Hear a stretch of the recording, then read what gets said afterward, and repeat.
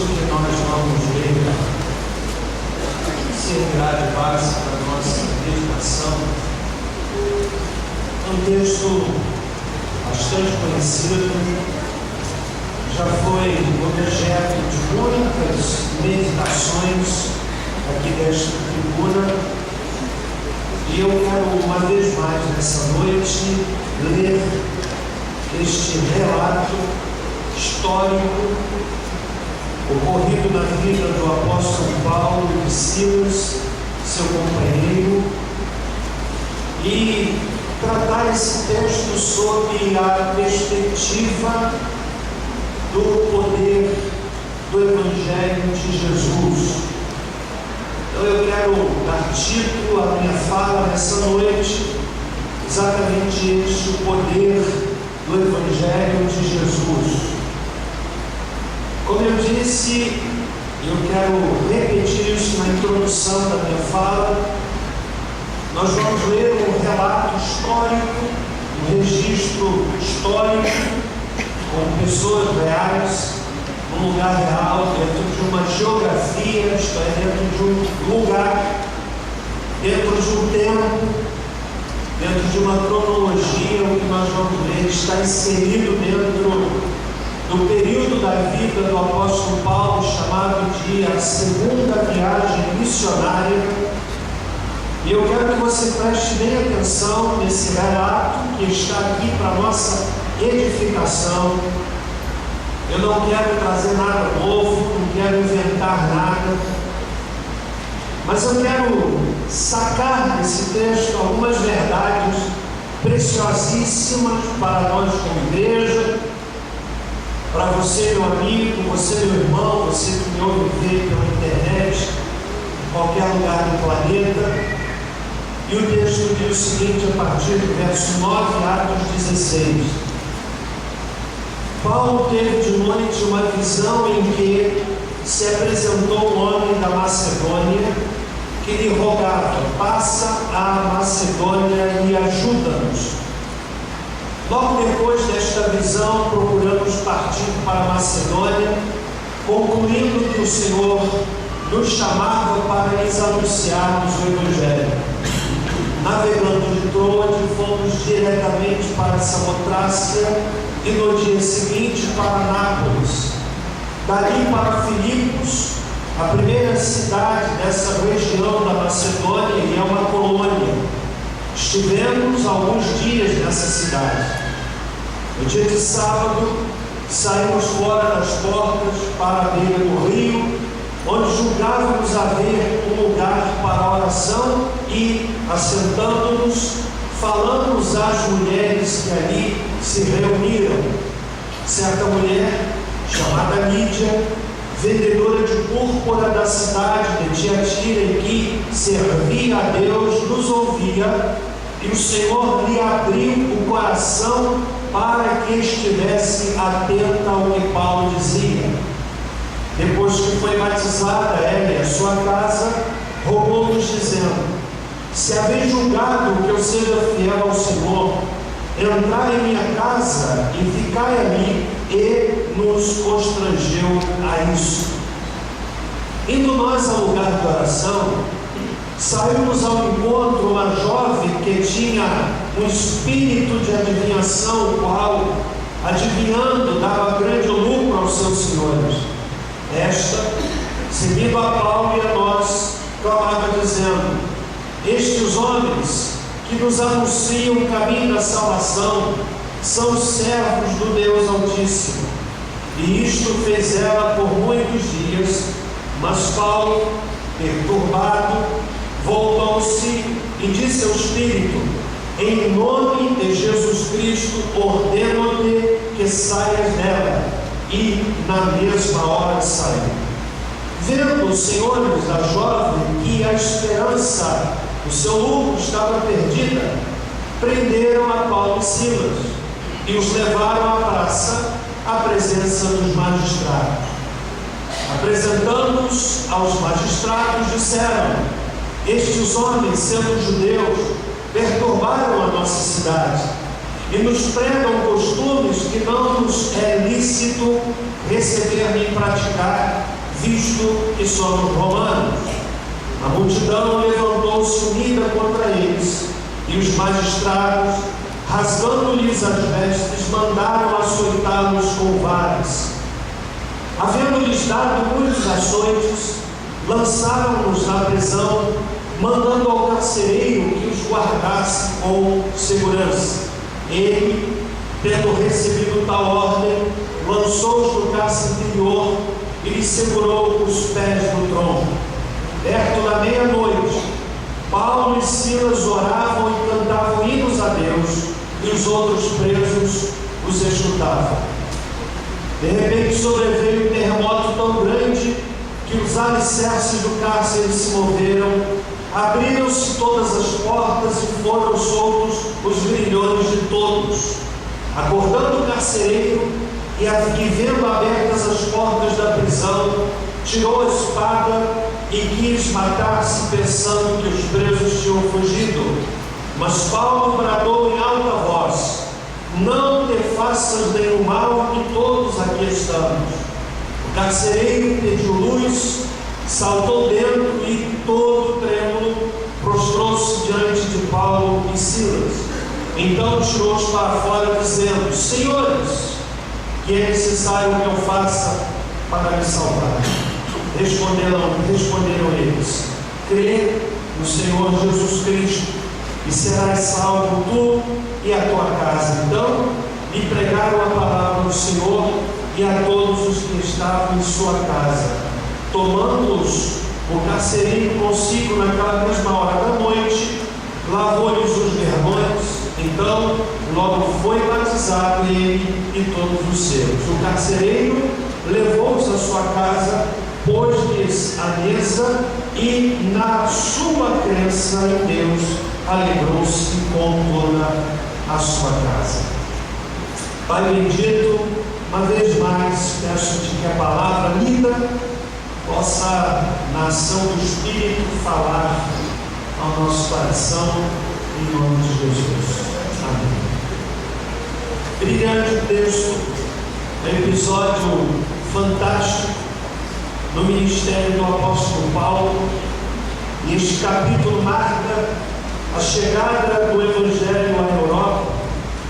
Este capítulo do livro de Atos, que é um livro de relato, um livro histórico, que se constitui na narrativa da expansão do Evangelho, em obediência à ordem magna de Jesus de pregar a palavra em todo o canto. E Atos se incumbe de relatar como é que a ordem dada pelo Senhor Jesus, antes de voltar para junto do Pai, no capítulo 1 de Atos, ele então diz que os discípulos haveriam de receber o Espírito Santo, esse poder sobrenatural que inspira, que encoraja, que põe a palavra na boca, que toca o coração, que usa homens dos mais variados níveis, que não precisa da capacidade, aliás, é absolutamente dispensável a capacidade humana para que Deus utilize o homem. Deus utiliza quem Ele quer, do jeito que Ele quer, para a glória sempre dele. E Jesus então deu a ordem aos seus discípulos de que fossem pregar o Evangelho, usados pelo Espírito Santo, e assim eles o fizeram, e muita gente foi alcançada pelo poder bendito do Evangelho de Jesus. Esta igreja existe como manifestação contundente dessa verdade. Há pessoas aqui neste auditório que são testemunhas reais, palpáveis, contundentes, concretas, de que nós não estamos falando de uma utopia, de uma ficção, de uma influência. Estamos falando de um poder que transforma, que muda o coração, que subjuga homens e mulheres, que faz com que homens outrora zombadores, escarnecedores do Evangelho, se tornem hoje adoradores apaixonados de Jesus. Não há explicação humana, não há lógica humana que explique isso. É o poder do Evangelho que vai alcançando corações. Quando a palavra é pregada, o Espírito Santo que habita no meio do povo, habita no nosso coração, Ele vai atuando e vai aplicando a palavra e vai personalizando a palavra de tal forma que o indivíduo ouve a palavra de Deus, a mesma mensagem, o único texto lido, e ele tem a clara compreensão de que o pregador, não distante do auditório lotado, está falando diretamente para ele. Não tem explicação, é um mistério.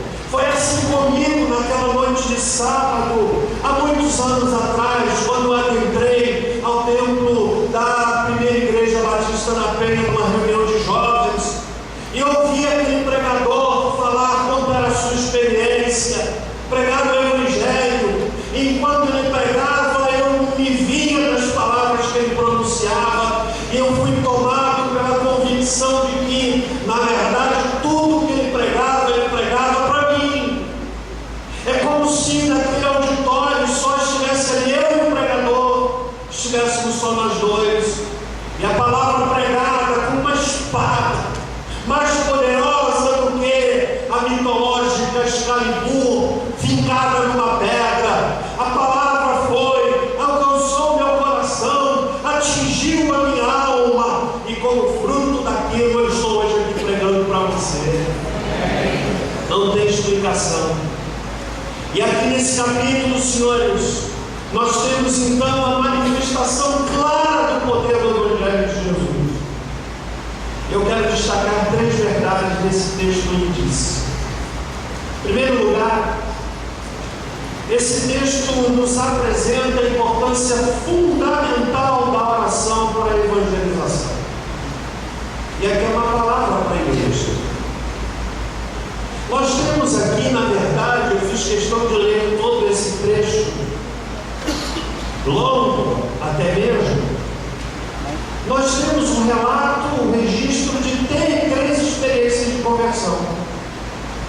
Nós temos a experiência de Lídia, nós temos a experiência de uma moça possessa de espírito maligno, que nela se manifestava na forma de uma capacidade de prever coisas, não vinha de Deus, não era proveniente de Deus, era uma mentalidade satânica que utilizada pela moça, que enganava através dela, e ela se converteu. E nós temos aqui o relato de um carcereiro na cidade de Filipos. Agora você observou um detalhe fascinante. Todas essas conversões aconteceram num ambiente de oração. Por exemplo, diz o texto no verso 14, no verso 13, que no dia de sábado, Paulo saiu fora das portas para a beira do rio, onde julgava haver lugar para oração. O propósito daquele momento de Paulo não era de quem saia para pregar, mas de quem saia para orar. E sempre que nós saímos para orar, vai brotar a oportunidade de pregar. E foi nesse ambiente de busca, de oração, que Paulo se depara com uma mulher chamada Lídia. Diz o texto do versículo de número 14. E ele então tem a oportunidade de falar do Evangelho para ela, e ela se converte. O texto segue no verso 16, talvez falando da mesma situação de oração, indo nós ao local de oração, dos versos 16, e mais uma vez Paulo se depara com a mulher. Agora é interessante que a ação do demônio que dominava a mente daquela mulher não era uma ação declarada de oposição. Ao contrário, era uma ação sutil, era uma ação perspicaz, que tinha na sua base a intenção de provocar no coração de Paulo aquilo que é o princípio básico da queda de qualquer pessoa, que é a soberba, a arrogância. Diz o texto, na palavra bendita, que aquela mulher insistentemente, no contexto de oração, seguia a Paulo e a nós, nos versos número 17, clamava dizendo: Estes homens que nos anunciam o caminho da salvação são servos do Deus Altíssimo. Era uma verdade, mas era uma verdade com uma intenção duvidosa, provocar a soberba. Irmão querido, preste atenção. Nem sempre o Satanás se levanta contra nós de forma opositora, mas ele se levanta muitas vezes tentando semear no nosso coração aquilo que Provérbios diz que é o princípio da queda, que é a soberba. A soberba. Há pessoas que, enquanto estão numa condição simples, elas são humildes, e na medida em que elas vão galgando posição social, elas vão perdendo a simplicidade e tornam-se arrogantes e soberbas. Paulo percebeu isso no contexto de oração.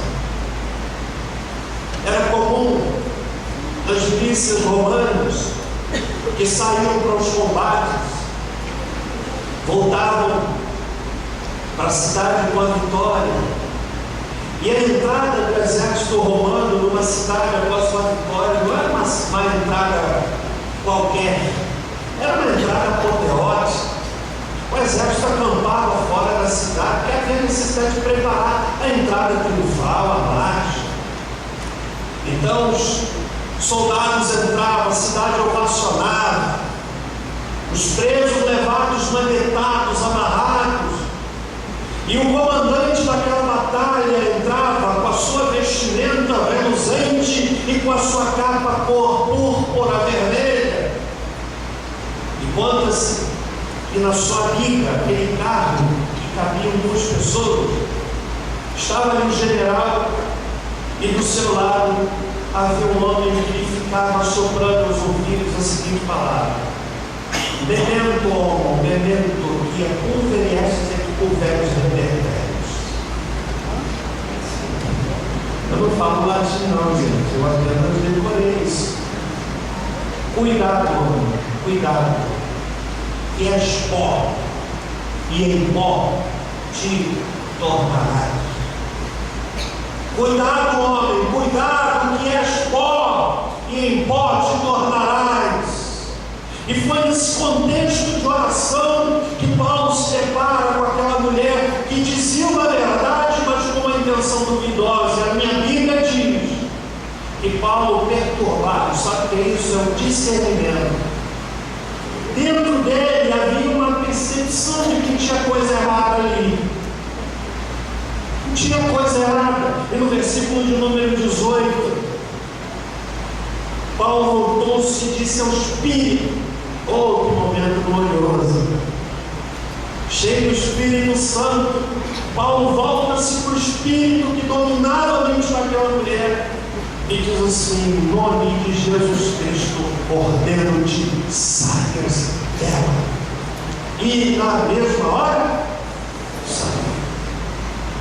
Contexto de oração. E a terceira conversão do carcereiro de Filipos também acontece num contexto de oração, porque a Bíblia diz, no versículo de número 25, Paulo e Silas estavam no cárcere, estavam fazendo uma vigília de oração, porque meia-noite eles estavam cantando, louvando a Deus. Essa é uma das curiosidades que eu pretendo sanar na eternidade. Perguntar aquilo que Paulo e Silas cantavam. Eu sei que a Bíblia diz que eles cantavam, e os outros presos escutavam, e eles oravam a Deus, eles falavam com Deus. Diz o texto, verso 25, e dentro desse contexto de oração, o carcereiro se converte. Olha que mensagem tremenda para a igreja. A igreja que ora, ela evangeliza. A igreja que ora ganha vidas para Jesus. Quanto mais a igreja se debruça na presença de Deus em oração, tanto mais o inferno é saqueado por pessoas que são ganhas para Jesus, algemas são quebradas, vidas são resgatadas pelo poder de Jesus através de uma igreja que ora. Você está entendendo a importância da oração? Infelizmente, talvez, nós não temos a capacidade de perceber o mundo espiritual. A Bíblia nos fala, nos dá um vislumbre do mundo espiritual. Por exemplo, diz o segundo livro de Reis, que a cidade de Samaria estava cercada. De manhã cedo, o ajudante de Eliseu se levanta, e ele sai e vê a cidade cercada e volta e diz: ai, meu Senhor, que faremos? Temeroso do exército inimigo que havia cercado a cidade. E Eliseu então pede a Deus, e aquele moço teve um pequeno vislumbre do mundo espiritual. Ele disse: Senhor, abre os olhos desse moço para que ele veja. E ele viu um exército numerosíssimo de anjos de Deus. E ele disse assim: mais são os que estão conosco do que os que estão comigo. Meu irmão, nós não temos a compreensão plena do que acontece no mundo espiritual quando um joelho se dobra diante do trono de Deus. O céu se move, o céu se move quando tem alguém orando. Tudo aconteceu no contexto da oração. Vocês estão entendendo? Então essa é a primeira verdade que eu saco desse texto. A importância fundamental da oração para a evangelização. Lídia converteu-se no contexto da oração. A mulher possessa foi liberta no contexto de oração. O carcereiro se converteu no contexto de oração. Você quer ver seu filho convertido? Ore. Quer ver seu marido salvo? Ore. Vou dizer mais para você, às vezes você tem que falar pouco, talvez nada, e falar mais com Deus, para que Ele mova o coração da pessoa, para que Ele possa entrar naquela dimensão que a sua fala não pode entrar na consciência e no coração. O Espírito de Deus pode. Por isso a gente deve orar. Há casos aqui, provavelmente desse auditório, que são frutos de anos de oração, anos de joelhos dobrados, anos de lágrimas vertidas diante do trono de Deus, até que chegou o momento que a resposta veio. Então tudo acontece no contexto da oração. Segundo lugar, esse texto me apresenta também a plenitude do poder do Evangelho, isto é, o alcance do Evangelho. O alcance racial do Evangelho, porque Lídia era da cidade de Tiatira, ela era asiática. A mulher possessa era grega, e o carcereiro, por conta da sua função, era romano. E todos eles se converteram. Não há limitação racial. O Evangelho, na verdade, ele tem essa capacidade de alcançar pessoas de todas as etnias, de todas as raças. Fala também do alcance social do Evangelho. Diz o texto, no versículo de número 14, que Lídia era vendedora de púrpura. Preste atenção. A púrpura era alguma coisa de altíssimo valor. Fruto de moluscos, 8.000 moluscos para 1 grama de púrpura, que era usado no tingimento de capas imperiais. O senador, com a sua vestimenta branca, ocasionalmente punha um manto vermelho. Era alguma coisa de elevadíssimo preço, que nos dá a compreensão de que Lídia era alguém de uma classe social elevada, que se rende ao Senhor Jesus mediante a palavra de Deus.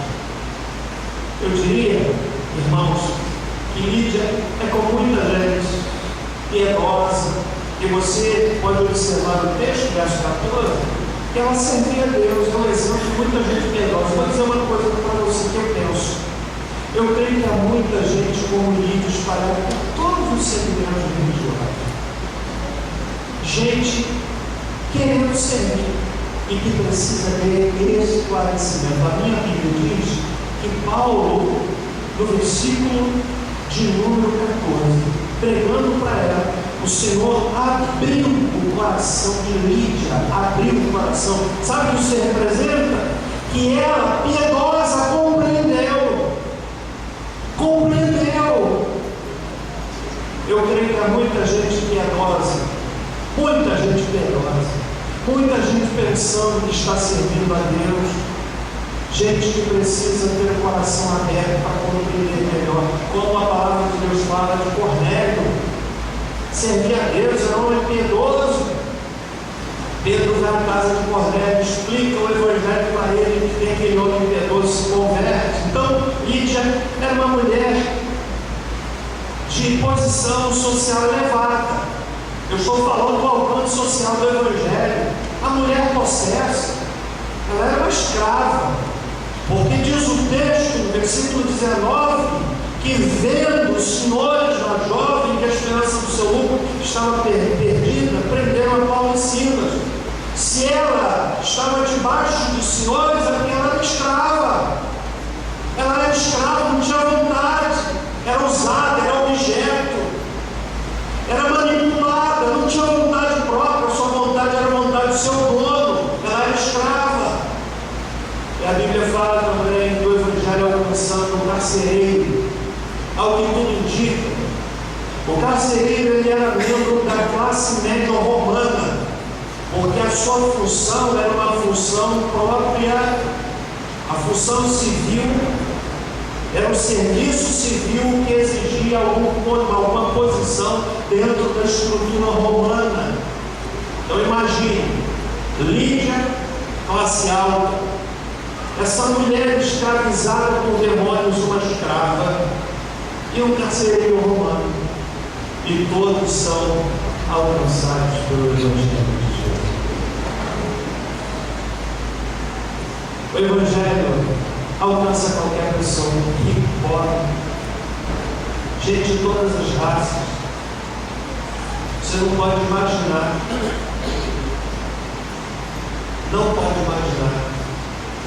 o que tem acontecido com muitas vidas, pessoas que a gente não pode imaginar que tem se rendido ao Senhor Jesus, gente que a gente não pode compreender, não tem como descrever, não tem como definir, pessoas que estão sendo alcançadas pelo poder do Evangelho de Jesus. Isso é fascinante. É fascinante. Lídia, a moça possessa, e o carcereiro comprovam que o Evangelho não alcança a gente de todo nível social. Você está entendendo? Por fim, o que eu aprendo desse texto? Disse-lhes que ele apresenta a importância fundamental da oração para a evangelização. Disse-lhes que apresenta a plenitude do poder do Evangelho, seu alcance racial pleno, seu alcance social pleno. E por fim, nós aprendemos nesse texto que ele também nos apresenta a eficácia do Evangelho. Você sabe o que é eficácia? Dá certo. Dá certo. O Evangelho dá certo. Com certeza dá certo. Muda a vida da pessoa. O Evangelho de Jesus faz o homem um homem melhor, faz o marido melhor, a esposa uma esposa melhor, o filho melhor. Não tem dúvida. O Evangelho dá certo. Estava aqui vendo esse coro hoje nisso, vendo ali já a terceira geração de músicos, o Guilherme, o Jairo cantando, o Serginho, música. Terceira geração, eu fiquei pensando, gente, que alegria ter um filho na igreja. É uma verdade. Tem gente que mete o pau nos treinos, malha os treinos, mas está lá de madrugada, meu filho está no mundo das drogas. Chega em casa, o menino todo, 19 anos, chapadão de bebida. A família do crente é diferente. Olha que coisa boa. Olha que coisa boa. Estou metendo mais nos três. Eu tenho a alegria de ver os meus dois filhos servindo ao Senhor, querendo ver no próximo mês. Vai ser pastor, um colega de ministério, que coisa. Coisa boa. Tem preço isso. Tem preço isso. O Evangelho dá certo. Dá certo. Não é quanto da carochinha. O Evangelho dá certo. E está aqui na palavra, irmão. Diz o texto que todos tiveram sua vida mudada. Diz o texto que Lídia, versículo 14, o Senhor abriu o coração dela, está lá. Ela termina. O Senhor abriu o coração dela, sabe isso aqui? Talvez você precise de abrir a sua mente, abrir o seu coração, deixar os preconceitos. E eu creio firmemente, enquanto a palavra é pregada, o Espírito de Deus vai abrindo o coração, vai abrindo o coração. Ele não força, ele não entra roubando, ele vai abrindo, ele vai abrindo, ele vai abrindo o suficiente para a luz entrar, e na medida que a luz entra, ela vai espantando todo o negócio da alma e da mente do ser humano. Diz o texto no verso seguinte: o Senhor abriu o coração dela. Depois que foi batizado, significa dizer, a partir do pressuposto da mensagem de Jesus em Mateus 28, pregar o Evangelho é aquele que crê deve ser batizado. Obviamente que essa mulher creu, ouviu o Evangelho, entendeu que Jesus é o Salvador, creu. E Paulo disse assim: olha, vamos batizar essa mulher. E interessante que o Evangelho não alcançou apenas o coração de Lídia, mas alcançou a sua casa. Porque é interessante que nesse texto, por 2 vezes, fala do Evangelho alcançando a família. 2 vezes. No caso de Lídia e no caso do carcereiro. Depois que foi batizada, verso 15, ela e a sua casa. Significa que a vida da mulher foi mudada. A moça com o espírito possesso também teve a sua vida mudada. Se não, vejamos no versículo de número 18, quando Paulo repreende o espírito maligno que dominava aquela mulher, dizendo: ordeno que saia dela. E o que aconteceu? Na mesma hora, saiu. A moça foi mudada. Dá certo. Dá certo. E o carcereiro? O homem em desespero, porque o cárcere se abriu, as portas foram abertas, e ele já imaginava as consequências inerentes ao fato de ele, responsável pelo presídio da época, ter deixado escapar do preso. Diz a Bíblia, verso 27, ele acordou, houve um terremoto no cárcere, os grilhões foram soltos, moveu-se as portas, moveu-se os alicerces, e o carcereiro acordou, tirou a espada, e ele estava na iminência de acabar com a própria vida, namorando o suicídio, namorando a morte. Olhem como é que ele sai do desespero para a alegria. Quando Paulo então diz assim, verso 28, não te faças nenhum mal, e todos acreditaram. E ele fez uma pergunta fantástica: Senhor, verso 1, o que é necessário que eu faça para me salvar? Paulo responde: creia no Senhor Jesus, será salvo tudo a tua casa. Pregaram a palavra para ele, verso 32, explicaram melhor o Evangelho. Sabe o que aconteceu? O homem foi salvo. Ele sai do desespero de que estava próximo de se matar.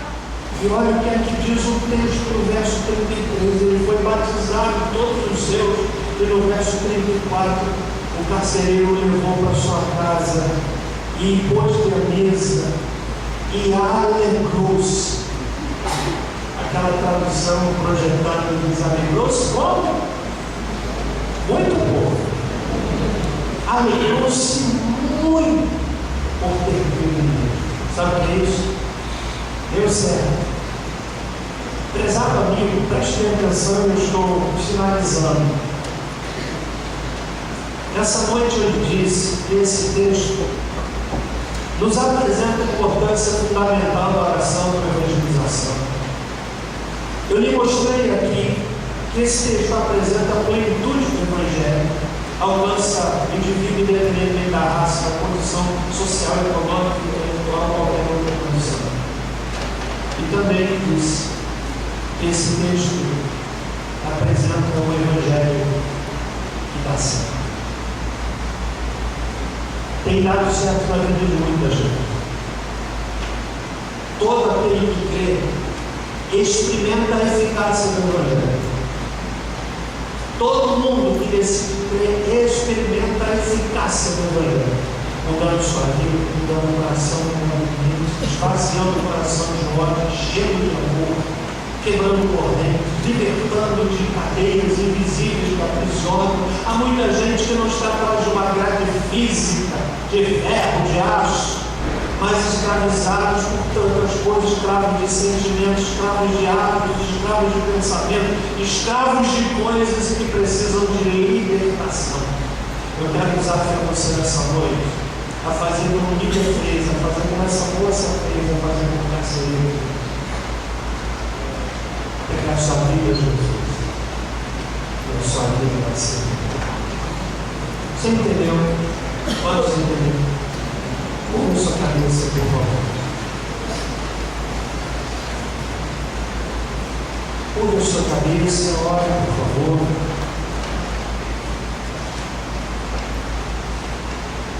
Você que entrou aqui, amigo, e que precisa experimentar o que essas pessoas experimentaram. Eu quero desafiar você. Talvez você que já esteve na igreja, hoje está com o coração tão gelado, tão endurecido. Quero desafiar você a se deixar tocar pelo Espírito de Deus. Se deixar tocar. Talvez você que já chorou aos pés do Senhor e hoje está seco. Talvez algumas coisas que tenham acontecido na sua vida que secaram você. Mas eu quero dizer para você que o Evangelho dá certo. Então eu quero lhe convidar a voltar para o caminho do Senhor. Quero lhe convidar, você que ainda não entregou sua vida a Jesus, eu quero lhe convidar a tomar uma decisão como Lídia.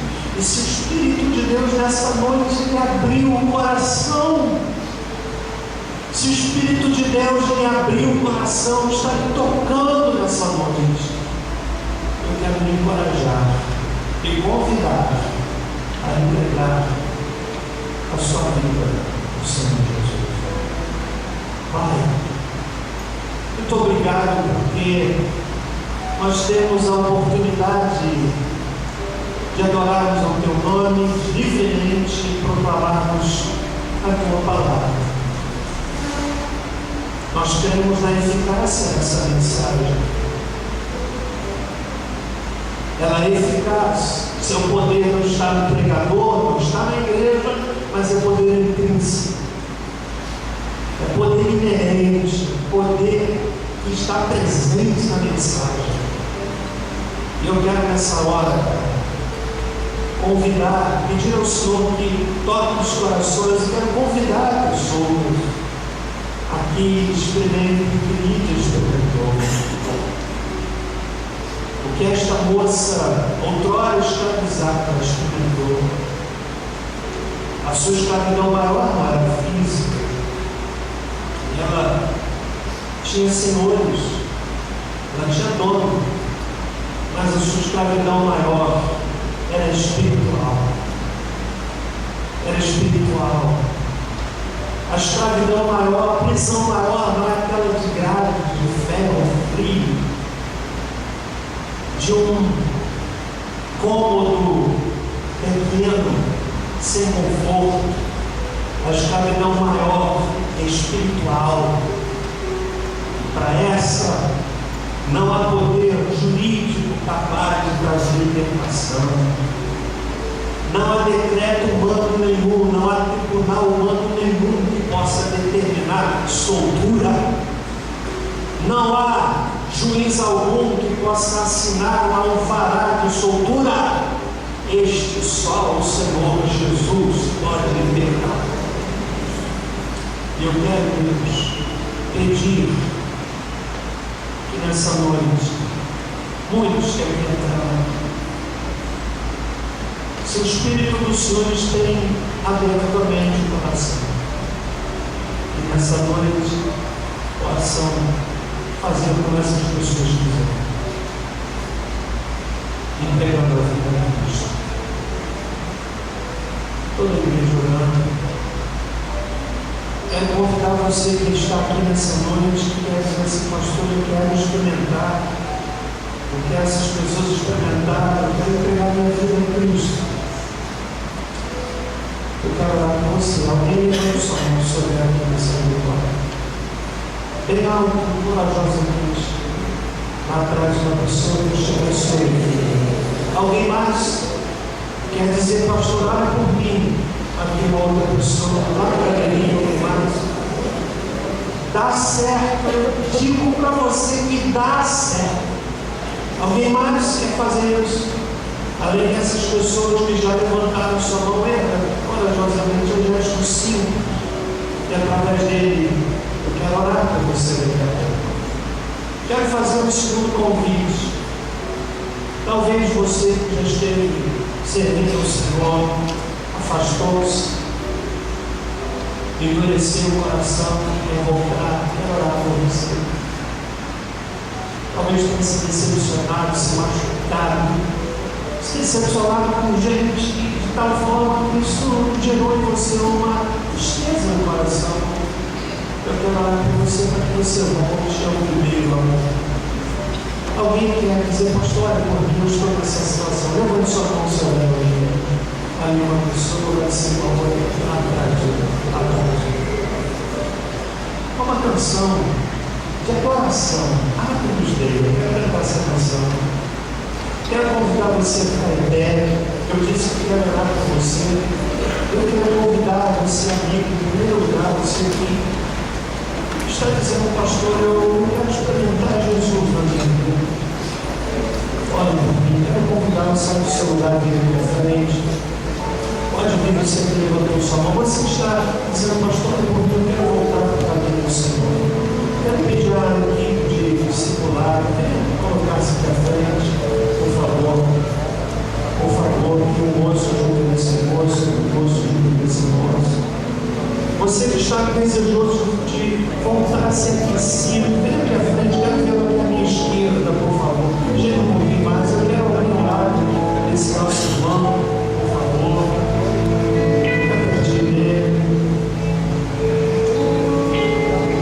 Vamos cantar, irmãos. Aleluia.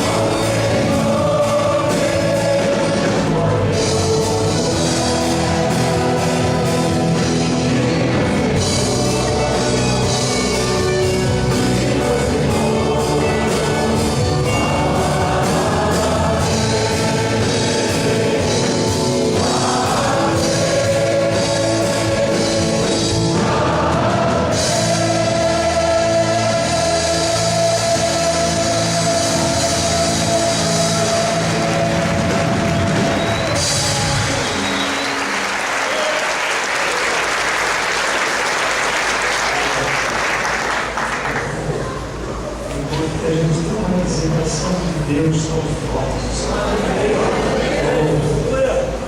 Uma visitação de Deus. Vamos orar para essas pessoas. Não vão precisar ser ajudados. Nem a gente cuidar de Deus. Está entendendo? Vamos orar por elas. Olha no nome desse moço. Nós prometimos.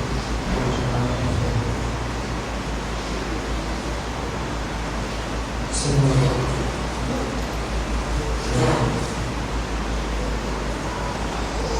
obrigado por tua presença. É do fundo do nosso coração que nós chegamos. Declaramos o Santo, Santo, Santo. Não distante, infinitamente santo. Senhor, olha para nós, miseráveis pecadores. Obrigado, Senhor. Obrigado por teu amor. Amor inexplicável. Não há mérito em nós que explique e justifique o homem. O Senhor simplesmente ama. E eu quero nesse momento perceber por essas pessoas que estão pregando a vida a Cristo, orando para que elas se fortaleçam, orando para que o Senhor levante pessoas que se movam para cuidar bem delas.